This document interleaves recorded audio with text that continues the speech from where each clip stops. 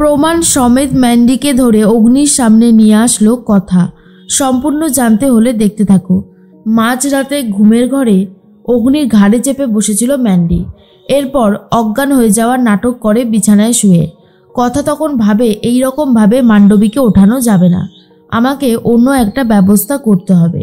কারণ যেই বাড়াবাড়িটা ম্যান্ডি শুরু করেছে সেটা থামাতে হলে দরকার গোবর।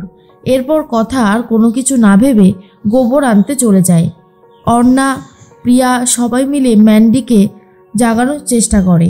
চোখে মুখে জল ছেটাতে থাকে, তাতে কোনো লাভের লাভ তো হয়ই না, উল্টে আরও বেশি বাড়াবাড়ি হতে থাকে। ম্যান্ডি তখন কিছুতেই চোখ খুলবে না বলে ঠিক করেছে। অর্ণা বলে, ম্যান্ডিটার যে কি হলো বুঝতে পারছি না। প্রত্যয় তখন বলে, এই আমরা বরং ওকে ধরে ওর ঘরে দিয়ে আসি, এটা তো বিগ ব্রোর ঘর, বিগ ব্রোর ঘরে থাকবে কেন? অর্ণা বলে, আরে দেখতেই তো পাচ্ছিস একটা মানুষ অজ্ঞান হয়ে গেছে, এখন তাকে টানা হ্যাচড়া না করলেই কি নয়? তোদের এই সব কাণ্ডগুলোই না আমার একদম ভালো লাগে না। তার মধ্যেই চলে এসেছে কথা, আর গোবর নিয়ে আসতেই সারা ঘরে গোবরের গন্ধ হয়ে গেছে।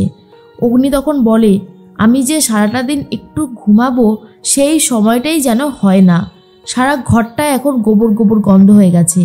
এরপরে কথা মান্ডবীর নাকের সামনে জুতোটা ধরে আর বলে, মান্ডবী এবার দেখো তো তুমি চোখ খুলতে পারো কি না? অঙ্কিতদা, নাকের থেকে এই জুতোটার দূরত্ব কতটা হবে একটু বলো তো। অঙ্কিত তখন বলে, এই তো 1 মিটার, এই তো আরও কাছাকাছি আসছে। এরপরে যখন ম্যান্ডির নাকে লাগিয়ে দেয় গোবর, আর গন্ধে চুপ করে থাকতে পারে না মান্ডবী, উঠে পড়েছে আর বলে, ইস গোবর, এই কথা তুই আমাকে এরকমভাবে গোবর সকালি কেন রে? আমি না হয় হাঁটতে হাঁটতে ভুল করে গোবর দেবীর ঘরে চলে এসেছিলাম আর কি। এর মধ্যেই কথা বলে, হ্যাঁ গোবর দেবীর ঘরে এসেছিস, গোবর শুকবি না সেটা তো হতেই পারে না, তাই না? এর মধ্যেই মান্ডবী প্রচণ্ড রেগে যায়, আর অর্ণা মান্ডবীকে নিজের ঘরে নিয়ে গেছে আর বলে, ম্যান্ডি চল, আমি তোকে নিয়ে ওয়াশরুমে যাচ্ছি।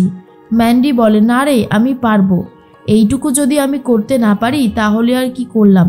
তোরা আমাকে নিয়ে এত ভাবিস না, আমি সবটা ঠিকঠাকভাবে করব। তখনই জুনি বলে, কথা চল আমরা বরং ঘর থেকে যাই, ও নিজের মতন রেস্ট নিক। কথা তখন বলে, সে তো যাবই। এরপর কথাটা সবাই মিলে বেরিয়ে যেতেই ম্যান্ডি মনে মনে ভাবে, কথা তুই যেভাবে আমার সাথে এরকম করছিস না, এর বদলা আমি নেবই, তোকে আমি কোনোভাবেই শান্তিতে থাকতে দেব না, এমন উচিত শাস্তি তোকে দেব না, হাড়ে হাড়ে বুঝবি কেমন লাগে। সারাদিন তুই যখন কাজে ব্যস্ত থাকবি তখনই আমি এভির কাছাকাছি যাওয়ার চেষ্টা করব। এভি শুধুই আমার, আমি এভিকে তোর হতে দেব না। এরপরেই কথা চুপ করে দাঁড়িয়ে আছে। জুনি তখন বলে, কি রে ঘরে যাবি না? এবারে কিন্তু ছিটকিনিটা লাগিয়ে শুবি কেমন? কথা বলে, জানিস তো জুনি, আমার বারবার একটা কথাই মনে হচ্ছে যে মান্ডবী অন্ধ সেজে থাকার নাটক করছে, ও অ্যাকচুয়ালি অন্ধই না। আর এটা শোনার পরে জুনি তখন বলে, কি বলছিস কি কথা? কথা তখন বলে, হ্যাঁ আমি একদম ঠিক কথাই বলেছি, আমি কোনো ভুল কিছু বলিনি। তখনই মান্ডবীর কথাটাই বারবার ভাবছিল কথা। এর মধ্যেই সকাল হয়ে গেছে। অগ্নি তো ঘুম থেকে উঠে পড়েছে, কিন্তু এখনও ঘাপটি মেরে শুয়ে রয়েছে। কথা এসে দেখে অগ্নি শুয়ে আছে। অগ্নির গা থেকে চাদরটা সরে গেছে, তাই অগ্নির গায়ে আবার চাদরটা ঠিক করে দেয়। মনে মনে ভাবে, পাচক মশাই আপনার মতো বন্ধু পাওয়া সত্যি ভাগ্যের ব্যাপার, আপনি খুব ভালো বন্ধু, যেভাবে সব বিপদে আমার পাশে এসে দাঁড়ান আমার তো খুব ভালো লাগে। একদিন দেখবেন এভাবে আপনি আমাকে ভালোবেসেও ফেলবেন, সেই দিনটা আর বেশি দেরি নেই। এরপর সবাই মিলে কথা বলতে থাকে, বিশেষ করে জুনি আর কথা। ঠিক তখনই চলে এসেছে পিসিমণি আর বলে, অবশেষে বাড়িতে আসলাম। এর মধ্যেই কথা বলে, পিসিয়া তোমার হাতে কি হয়েছে? পিসিয়া বলে, আর বলো না কথা, ওই যে পুরীতে গিয়ে আরতি করছিলাম তখন হাতে একটু পড়ে গেছে আগুন, আর কি বলবো বলো। আর এটা শোনার পরে কথা বলে, ইস অনেকটা রেগে গেছে, ঠিক আছে আমি তোমাকে অ্যালোভেরা লাগিয়ে দেবো, তাহলে দেখবে দাগটা একদম উঠে যাবে। কথা তখন এই কথাটা বলায় তখন পিসিমণি বলে, বাহ তাহলে তো খুব ভালোই হবে, আমি জানি তোমার এই সেবাটাই তো আমি পুরীতে মিস করছিলাম। এর মধ্যেই মান্ডবী লুকিয়ে লুকিয়ে এসে দেখে আর বলে, ভালোই হয়েছে, কথা এদিকে ব্যস্ত আছে আর এই সূচকে আমি আমার কাজটা সেরে নেব। তখনই কথা মান্ডবীর সেন্টের গন্ধটা পায় আর বলে, এখানেও সেই সেন্টের গন্ধটা, সারা বাড়িতে কেমন যেন সেন্টের গন্ধটা ছড়িয়ে বেড়াচ্ছে, কে এই সেন্টটা মেখেছে আমাকে দেখতে হবে। এর মধ্যেই কথা চলে গেছে ব্রেকফাস্ট বানাতে। আর তার মধ্যেই অগ্নি বলে আজকে আমি কিছু ইংলিশ ব্রেকফাস্ট বানাবো। কথা বলে না, ওই সব তেল ফেল দিয়ে ভাজা খাবার খাওয়া যাবে না সকালে, আমি ওই ছিটে রুটি বানাবো আর শীতকালীন সবজি দিয়ে একটা তরকারি বানাবো। অগ্নি তখন বলে না, তোর ওই ছিট দিয়ে ছিটে রুটি হবে না, সর এখান থেকে, আমাকে বানাতে দে। তখনই অর্ণা আর প্রিয়া এসে বলে বিগ ব্রো আজকে তোর সেই ফ্লপি অমলেট আর ফ্রেঞ্চ টোস্টটা কর না, খুব ভালো লাগে খেতে। তখনই অগ্নি বলে ঠিক আছে, কিন্তু কথা বলে না ওরকম কিছু হবে না। এরপর অর্ণা বলে এই আমরা কি আমাদের বিগ ব্রোর হাতে রান্নাও খেতে পারবো না? এটা কিন্তু ঠিক না। তখনই পিসিয়া এসে বলে আচ্ছা আচ্ছা এত ঝামেলা কিসের? তখনই কথার ব্রেকফাস্ট নাকি অগ্নির ব্রেকফাস্ট করা হবে এই নিয়েই ঝামেলা চলছে। পিসিয়া তখন বলে আরে বাবা আমি যেটা বলছি সেটা শোনো, যার ভোট বেশি হবে সেই রান্নাটা করবে। তখনই চলে এসেছে চিত্রা আর বলে হ্যাঁ তোমরা এইসব কিছু করে যাও, এদিকে সকালবেলা থেকেই যে সবাই না খাওয়া রয়েছে সেই দিকে কারোর খেয়াল খুশি নেই। আমি এটাই বুঝতে পারছি না এত ঝামেলাটা কিসের, যে কোনো একজন করলেই তো হয়। তখনই কথা বলে ঠিক আছে পাচক মশাই আপনি করুন, আমি বরং ওই সাইডটাতে যাচ্ছি। এরপর কথা আবারও ম্যান্ডির গায়ে সেই গন্ধটা পেয়েছে, তাই ম্যান্ডির ঘরেই চলে যায়। আর ম্যান্ডি তখন বলে এ কি কথা, তুই আমার ঘরে?